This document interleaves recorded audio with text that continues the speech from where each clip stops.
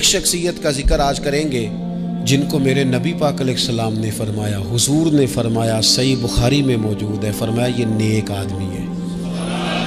اور یار جسے رسول کریم کہیں بندہ نیک ہے، رجل صالح، حضور نے فرمایا نیک آدمی ہے، جو بالغ نہیں ہوئے تھے اور اس سے پہلے ہی کلمہ پڑھ لیا تھا، جو حج کے مسائل سب سے زیادہ جانتے تھے، جنہوں نے 60 سال مکے اور مدینے میں فتویٰ دیا، صحابہ ان سے فتویٰ لینے آتے تھے، جو بدر کی جنگ میں بھی گئے، احد میں بھی گئے، پر محبوب نے فرمایا عمر تھوڑی ہے، ابھی واپس جائیے۔ خندق میں شریک ہوئے اور اس کے بعد ہر جنگ میں شریک ہوئے۔ مستدرک میں موجود ہے، حضرت جابر ابن عبداللہ فرمایا کرتے تھے زمانہ بدلا تو کچھ لوگوں میں بھی تبدیلیاں آئیں، میں نے بڑی دنیا بدلتی دیکھی، پر جن لوگوں کو نہیں بدلتے دیکھا نا، ان میں یہ شخصیت ہے جو ہمیشہ ہر دور میں ہر عمر میں نبی پاک کے طریقوں پر پوری طرح کاربند رہے، اوڑھنا بچھونا اٹھنا بیٹھنا چلنا ہر وقت حضور کی محبت میں غرق ہو کے کیا۔ کون ہے بلا؟ حضرت عمر کے بیٹے سیدنا عبداللہ ابن عمر رضی اللہ تعالی عنہ، ابھی بالغ نہیں ہوئے تھے، مسلمان ہو گئے، اور زندگی ساری مصلے سے لگ کے گزاری، عبادت کی، ریاضت کی، تقوی، جد و جہد، معاملہ فہمی، جہاد۔ والد امیر المومنین ہے، لیکن صاحبزادے کی خواہش ہے کہ مجھے فوج میں بھیجو، میں جہاد کرنا چاہتا ہوں، اور جہاد بھی سپہ سالار بن کے نہیں، سپاہی بن کے کرنا چاہتا ہوں۔ سب سے پہلی بات تو یہ تھی کہ علم و فضل بڑا تھا، صحابہ ان سے فتویٰ لیتے تھے، مسائل حج سب سے زیادہ حضرت عبداللہ ابن عمر جانتے تھے، اور فتویٰ دینے میں اتنے محتاط تھے، حدیث بیان کرنے میں اتنے محتاط تھے کہ بڑا سوچ سمجھ کے غور کر کے۔ صحابہ فرمایا کرتے تھے یہ واحد بندہ ہے کہ جو 1 منٹ سے پہلے کہہ دیتا ہے، سب سے زیادہ مسائل آتے ہیں لیکن 1 منٹ سے پہلے کہہ دیتے تھے اس مسئلے کا مجھے نہیں پتا، تحقیق کروں گا، اگر پتہ چل گیا تو بتا دوں گا، فوراً کہہ دیتے تھے۔ ایک دفعہ ایک صاحب نے مسئلہ پوچھا تو چپ کر گئے، سوچنے لگ گئے۔ ہمارے ہاں نا لوگوں کو حاضر جواب کہلانے کا شوق ہے، یہ شوق بڑا خطرناک ہوتا ہے۔ اگر آپ حاضر جواب ہیں تو بڑی اچھی بات ہے، لیکن حاضر جواب کہلانے کا شوق تو نہ پیدا کریں۔ اگر آپ کو پتہ ہے، صحیح بخاری میں حدیث ہے، نبی پاک علیہ السلام نے ایک دن پوچھا تھا صحابہ سے کہ وہ درخت کون سا ہے جس کی مثال مومن کی طرح ہے؟ تو حضرت عبداللہ ابن عمر کہتے ہیں مجھے پتا تھا کہ وہ کھجور کا درخت ہے، پر میں نے جواب نہیں دیا۔ کیوں نہیں دیا؟ فرمانے لگے ابو بکر صدیق بیٹھے، فاروق اعظم بیٹھے، مولا علی بیٹھے، بزرگوں کی موجودگی میں جواب دیتا پھروں، یہ ٹھیک نہیں ہوتا، یہ صحیح نہیں ہوتا۔ یہاں تو بڑے لوگ، امام غزالی فرماتے ہیں جب میں اپنے مرشد سے مرید ہوا تو مجھے کہنے لگے بیعت میں نے کر لیا، آج کے بعد نہ تقریر کرنی ہے، نہ مدرسے میں سبق پڑھانا ہے، نہ کسی کو مسئلہ بتانا ہے۔ اور یہ بڑا مشکل کام ہوتا ہے، بندہ مولوی بھی اور تقریر ہی نہ کرے، اسے زنگ لگ جاتا ہے، اور مسئلہ ہی نہ بتائے تو بدعزمی ہو جاتی ہے۔ یہاں تو جس کو 6 مسئلے آ جائیں وہ امام کو نماز نہیں پڑھانے دیتا، وہ کہتا ہے پہلے انٹرویو لوں گا تیرا کہ تو پورا تجھے آتا ہے، پھر آگے چلے گا تو۔ اتنے بڑے عالم کو شیخ نے منع کر دیا، تو کہتے ہیں شیخ کے پاس ایک شخص مسئلہ پوچھنے آیا تو میرے مرشد فرمانے لگے مجھے یہ مسئلہ نہیں آتا۔ تو امام صاحب کہتے ہیں کہ میں نے اسے کہا مجھے آتا ہے، میں بتاؤں؟ کہتے میرے شیخ مسکرا پڑے، کہنے لگے غزالی میں تو تیرے ساتھ ساتھ اپنی میں بھی مارنا چاہتا تھا، پر تیری ابھی مری نہیں، اور تو کہتا ہے میں بتاتا ہوں۔ کچھ دیر چھوڑ دے، سارے مسئلے بتانے نہیں چاہیے، کچھ پہ عمل بھی کرنا چاہیے۔ میرے عزیز حضرت عبداللہ ابن عمر اتنا بڑے مفتی ہیں، مفتی مدینہ ہیں، مفتی مکہ ہیں، لوگ مسائل حج پوچھتے ہیں، بڑے بڑے استنباط کرتے ہیں قرآن و حدیث سے۔ ایک آدمی نے مسئلہ پوچھا تو حضرت عبداللہ ابن عمر فرمانے لگے دیر تک سوچا، دیر ہو گئی سوچتے سوچتے، تو وہ شخص کہنے لگا حضور اتنی دیر کیوں سوچ رہے ہیں؟ تو آپ فرمانے لگے تمہارا کیا خیال ہے کہ جو سوال تم مجھ سے پوچھتے ہو اور جو جواب میں تمہیں دیتا ہوں اس کے بارے میں رب مجھ سے سوال نہیں کرے گا؟ اللہ کی بارگاہ میں نے جواب نہیں دینا، تو میں سوچ سمجھ کے دے رہا ہوں تاکہ اس کا حساب دینا پڑے تو میرے لیے مشکل نہ ہو جائے۔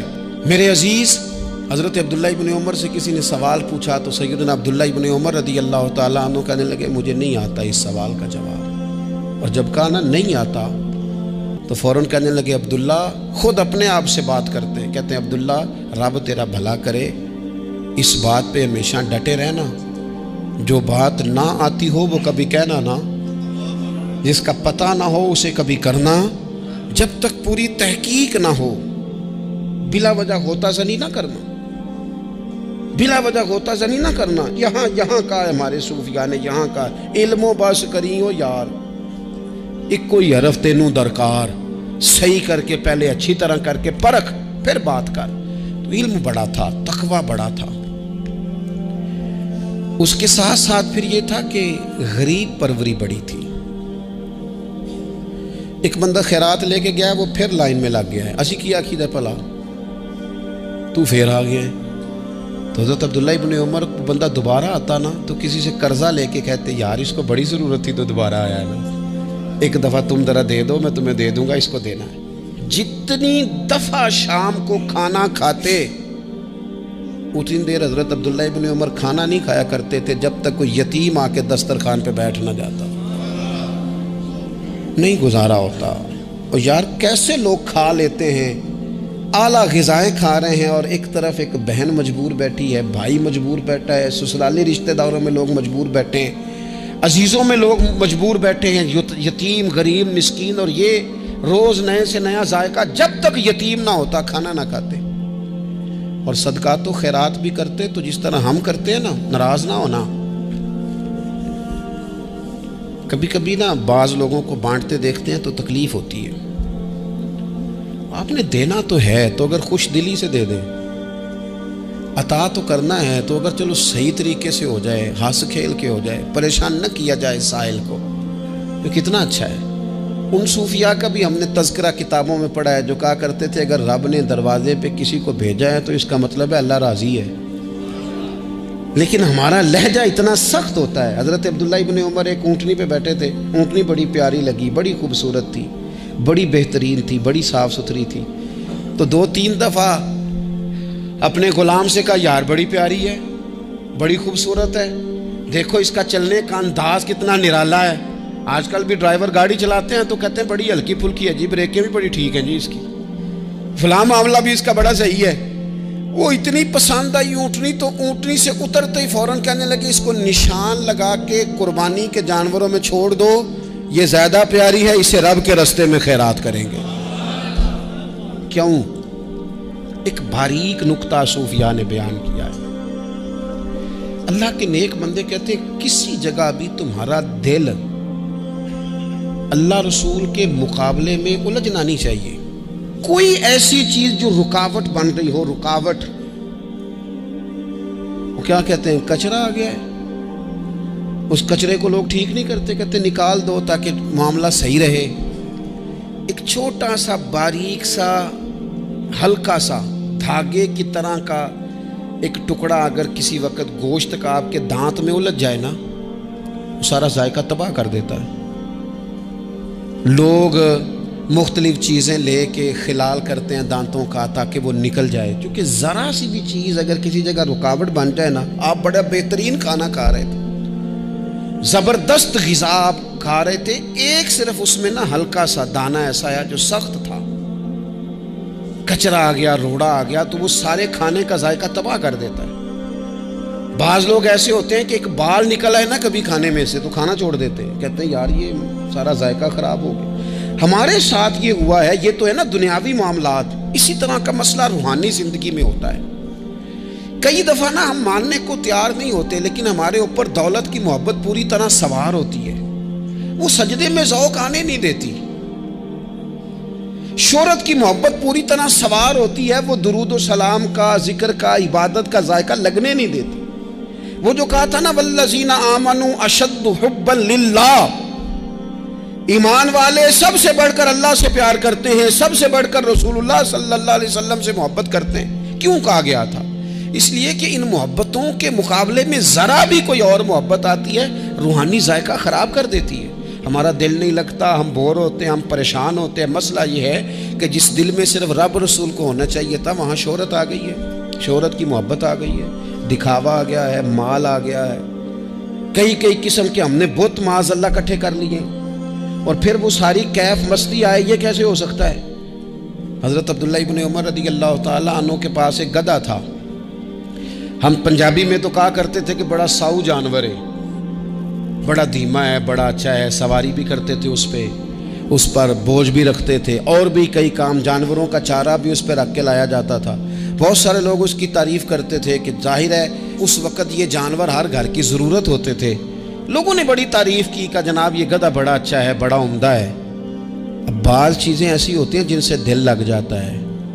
کچھ نوجوانوں نے گھروں میں بلی رکھی ہوتی ہے، گھوڑا رکھا ہوتا ہے، جانور رکھے ہوتے ہیں، ان کی پوری توجہ انہماک. ہم دیکھتے تھے دیہاتوں میں کہ بزرگ اگر کہیں چلے جاتے تھے سفر پہ تو وہاں سے بھی پیغام بھیجتے تھے کہ گائے کو چارہ ڈالا کہ نہیں، بھینس کو نکالا کہ نہیں، تم نے باڑے سے دھوپ چھاؤں کا خیال کیا کہ نہیں. وہ چیز ذہن میں آ جاتی تھی. حضرت عبداللہ ابن عمر رضی اللہ تعالیٰ عنہ وہ گدھا کیونکہ بڑا پیارا تھا، بڑا اچھا جانور تھا اور بڑے کام کرتا تھا، بہت سارے معاملات گھر کے اور کھیتی باڑی کے اس کے ذمے تھے، تو گھر والے بھی کہتے کہ اس جانور کی وجہ سے بڑی خیر ہے، بڑے کام ہو جاتے ہیں. آپ کا بھی خیال تھا. حضرت عبداللہ ابن عمر ایک دن گھوڑے سے نیچے اترے یا اس گدھے سے نیچے اترے تو خادم کو بلا کے کہنے لگے اسے لے جاؤ اور بیچ کے پیسے اللہ کے راستے میں خیرات کر دو. اب وہ خادم کا بھی اس سے دل لگ گیا تھا، جانور گھر میں ہوتا ہے دلچسپی ہو جاتی. کہنے لگا حضور وہ سارا محلہ تو اس کی تعریف کرتا ہے، سارے خاندان والے تو اس جانور سے دلچسپی رکھتے ہیں اور آپ بیچ رہے ہیں. آپ فرمانے لگے جس طرح سب کا دل اس کی طرف ہے نا کہ اچھا جانور ہے، میرا بھی ہو گیا ہے، لیکن میں اپنے دل کو سوائے رب اور رسول کے کسی اور طرف ہوتا دیکھ نہیں سکتا. اعظم بلا سے اپنی وہ ہستی ہی کیوں نہ ہو، اعظم بلا سے اپنی وہ ہستی ہی کیوں نہ ہو، جو چیز اس کی راہ میں حائل ہو پھونک دو، جلا دو ایسی ساری چیزیں جو ان کے راستے میں آتی ہیں. فرمایا اس کی طرف توجہ ہونے لگی ہے، لہٰذا میں اسے اب رکھ سکتا. مزاج تھا، طبیعت تھی، طریقہ اس طرح کا تھا کہ وہ. پھر ایک اور بات بڑی خوب تھی، حضرت عبداللہ ابن عمر ان لوگوں کی پذیرائی بڑی کرتے تھے جو خیر کا کام کرتے تھے. دینی کام کوئی بندہ بھی کرے اس کی پذیرائی ہو، اس کی تعریف ہو، خیر کے جملے ہوں تاکہ دینداری پھیلے.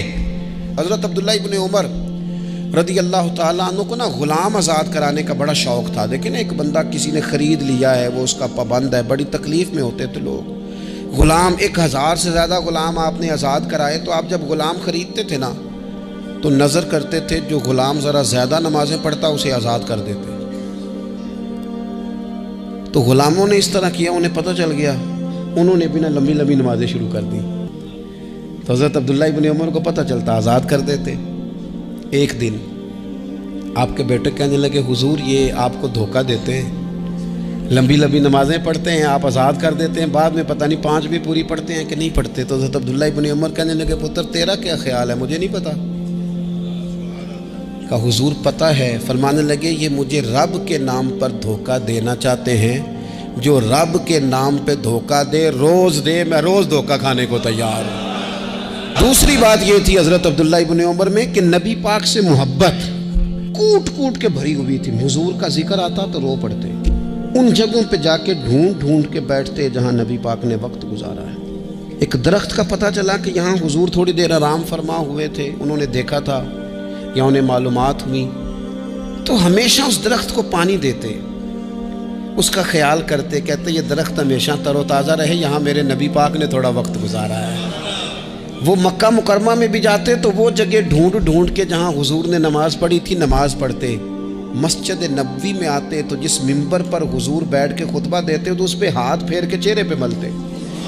حضور کی قبر انور پر حاضری دیتے، السلام علیکہ یا رسول اللہ کہہ کے اس بارگاہ عالی مرتبت میں حاضری دیتے. حضرت صدیق اکبر کو سلام کرتے، حضرت عمر کو سلام کرتے. پیر سن ہو گئے ایک دفعہ چلتے چلتے تو کسی نے کہا جس سے سب سے زیادہ پیار ہے نا اسے پکارو، پیر ٹھیک ہو جائے گا. تو فوراً کہنے لگے یا محمد صلی اللہ علیہ. اور یہ امام بخاری نے لکھا ہے الادب المفرد میں، خود امام بخاری لکھتے کہ حضرت عبداللہ ابن عمر نے یا محمد کہا اور ان کا پیر سویا ہوا ٹھیک ہو گیا.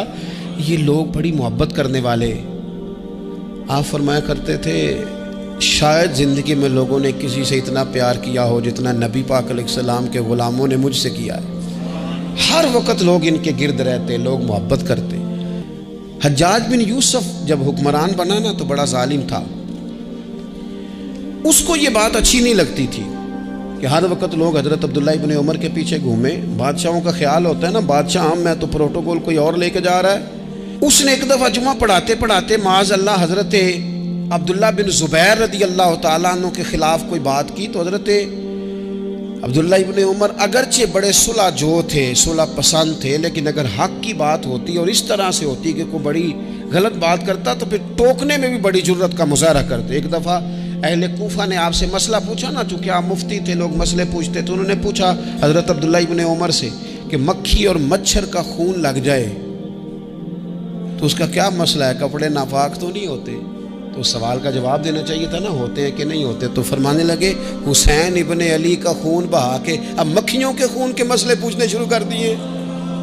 اب تمہیں یہ والا خون نظر آنے لگا ہے؟ حضور کی اولاد پاک کو شہید کر کے اب ان مسئلوں میں آئے ہو؟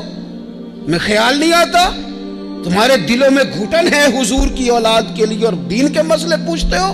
جاؤ پہلے کشادگی پیدا کرو، تیری نسل پاک میں ہے بچہ بچہ نور کا، تو ہے عین نور تیرا سب گھرانہ نور کا، پہلے کشادگی لاؤ حضور کی اولاد پاک کے لیے، پھر مسائل پوچھنا۔ حجاج بن یوسف نے کوئی بات کر دی، آپ نے ٹوک دیا، آپ نے ٹوک دیا، تو پھر حجاج نے سازش کی۔ اوہو، اللہ والوں کے خلاف جو سازشیں ہوتی ہیں بڑی گہری ہوتی ہیں، بڑی سخت ہوتی ہیں، بڑے جال بنے جاتے ہیں، بڑا حسد کیا جاتا ہے، بڑی تکلیف دی جاتی ہے۔ اللہ قرآن میں کہتے ہیں محبوب یہ لوگ تجھ سے حسد کرتے ہیں، حسد من عند انفسہم، ان کے دلوں میں تیرے لیے حسد ہے، حسد کرتے ہیں لوگ، دور تک نکل جاتے ہیں حاسدین۔ حجاج نے کیا کیا؟ اس نے ایک شخص سے کہا کہ زہر والا خنجر تیار کرو جو زہر میں بجھا ہوا ہو، اور چونکہ حج کے موقع پہ بڑا رش ہوتا ہے لہذا حج کے موقع پہ لے جانا۔ حضرت عبداللہ ابن عمر جب تمہارے پاس سے گزریں، بادشاہ میں ہوں، لوگ ان کے پیچھے، جب وہ تمہارے پاس سے گزریں تو ان کے پیر میں چبو دینا۔ جب لوگوں نے ایسے عالی مرتبت لوگوں کو نہیں بخشا، اتنے بڑے لوگ محفوظ نہیں رہے تو ہمہ چما کس کھاتے میں؟ آج کس بات کا شکوہ کرنا؟ حضرت عبداللہ ابن عمر اس کے پاس سے گزرے تو اس نے پیر میں چبو دیا خنجر، وہ زہر آپ کے جسم میں پھیلا۔ جب شدید بیمار ہوئے تو حجاج تیمارداری کرنے چلا گیا۔ یہ دیکھو دوستی قاتل سے بھی مقتول سے یارانہ بھی، خود چلا گیا اور جا کے کہنے لگا جی اگر مجھے پتہ چل جائے نا کہ آپ کو کس نے یہ زخم دیا ہے تو میں سخت انتقام لوں گا۔ تو حضرت عبداللہ ابن عمر نے بھی بڑا منطقی جواب دیا، فرمانے لگے مجھے اسی نے زخم دیا ہے جس نے حج کے موقع پر کسی کو خنجر لانے کا مشورہ دیا تھا، اسی نے مجھے زخم دیا ہے۔ گویا فرمانے لگے ظالم تو خود ہی یہ کام کرتا ہے اور خود ہی تو تیمارداریاں کرتا ہے۔ حضرت عبداللہ ابن عمر شہید ہو گئے، مکہ مکرمہ میں آپ کا مزار بنا دیا گیا۔ تقریباً 1500 کے لگ بھگ 1600 کے لگ بھگ آپ سے احادیث مروی ہیں۔ زندگی حسین گزاری، حضور کی خوشبوئیں ہر وقت آتی رہیں۔ حضرت عائشہ صدیقہ، حضرت حذیفہ، حضرت جابر بن عبداللہ، یہ تینوں جلیل القدر لوگ کہا کرتے تھے حضور کے بعد زمانے کی تبدیلی سے بڑے لوگ تبدیل ہوئے، لیکن جو لوگ حضور کے طریقوں پر پوری طرح قائم رہے ان میں بڑا نام حضرت عبداللہ ابن عمر کا ہے، بڑا نام۔ رات بھر عبادت کرتے اور دن کو ظہر سے عصر تک اللہ کی یاد میں مصروف رہتے۔